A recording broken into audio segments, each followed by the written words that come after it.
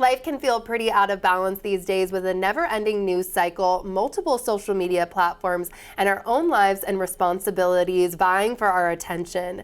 Chaos can take a toll on our mental health, or at the very least, feel like it is. There are steps we can take to protect our emotional well-being, though, and Dr. Janarthan Sivaratnam from Providence Swedish joins me now. Thank you so much for being here. Thank you for having me. Okay, so we are facing obviously a lot of conflict and uncertainty right now, and we might be experiencing this in a lot of unexpected ways. So I want to talk about this, starting with social anxiety, if you will. Yeah, absolutely. So social anxiety can look like a variety of different ways for each individual. So some of the common ways you might be able to tell if you are feeling socially anxious is if you feel that others are judging you just for being yourself. So whether or not you think others are scrutinizing you just for your beliefs or even just for you carrying out your day-to-day life. If you notice yourself feeling that way often, it could be a sign you have social anxiety. Okay, and then exhaustion as the second one. I feel like everyone's kind of feeling this, right? Yeah. So exhaustion kind of, in terms of burnout,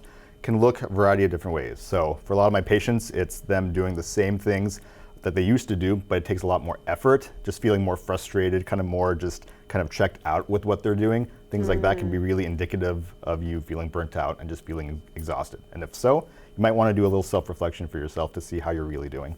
Yeah, good tips. And then free-floating anger and frustration. This one's interesting. Yeah, so with that, it can really be essentially just feeling on edge just with your day-to-day life. So there may not even need to be a specific trigger, but you just feel kind of tense, you just feel kind of ready to go at it with someone. And so if you're noticing that a lot, that could really be a sign that you need to get some support, or even just, again, do a self-reflection, see how you're doing, see what your needs are and how you can meet them.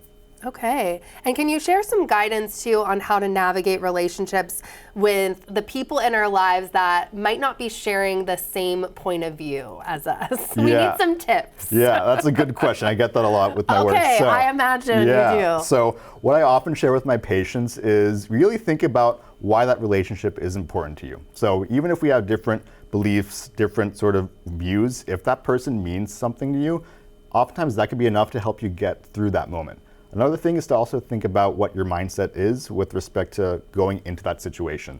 So if you're already going into a conversation feeling, okay, I need to be on edge, I need to be ready to have my guard up, that's probably going to manifest and kind of actually happen in the conversation. So check in with yourself, see what are my beliefs, what are my biases, and if we can tone that down a little bit going into a situation, that can often help as well. Yeah, and I like what you said too, to think about how much this person means to you too. So you have that, in the forefront when you're walking into a conversation. Yeah. And can you recommend too any exercises or techniques that might help manage some big feelings that might come up day to day? Yeah, so mindfulness is a really good practice. So that is essentially when we're taking a minute just to check in with our bodies at times, checking in with our senses. And that can be really helpful in promoting the parasympathetic nervous system, so our body's sort of calming down center. And by doing that, that can help us really center ourselves and then move on with the next task we have to do. So things like 4-square breathing, progressive muscle relaxation, things of that sort.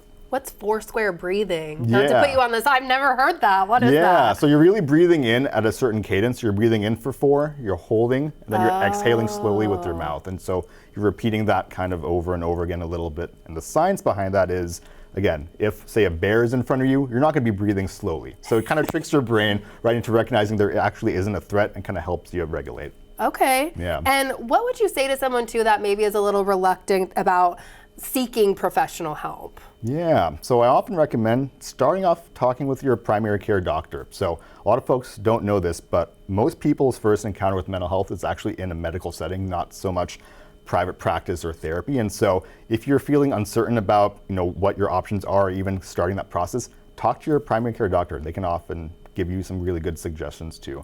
Another question I get is, how permanent are these diagnoses? So unfortunately, we still have stigma with mental health diagnoses, and I often tell my patients, you might have a diagnosis, but there's also sort of subsets to indicate you're actually better, right? So things that are in remission, for example. So I tell my patients never to let the uncertainty prevent them from even researching the topic.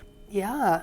Okay, and what are some questions for a potential therapist that can help determine if they're a good fit for you too, kind of shopping for your therapist? Yeah, that's a good one. So before even asking questions, I always tell my patients who are looking for a long-term therapist to really think about what their goals are. Because if you don't have an idea of what you're looking for, it's kind of hard for the therapist to figure it out too. So True. It's a really collaborative approach. And so once you think about what are my goals, I often recommend people thinking about, how do I want to assess what is important to me? So for example, what is the cadence of the therapy session? So how often do you want to meet with them?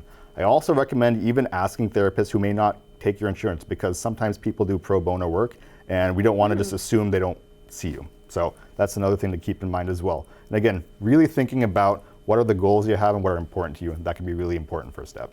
This was so amazing. Thank you so much for being here. We really appreciate it. Absolutely. And to find out more about the behavioral health services offered at Providence Swedish, or to find a doctor in your area, just go to the website that you see on your screen. This portion of New Day Northwest is sponsored by Providence Swedish.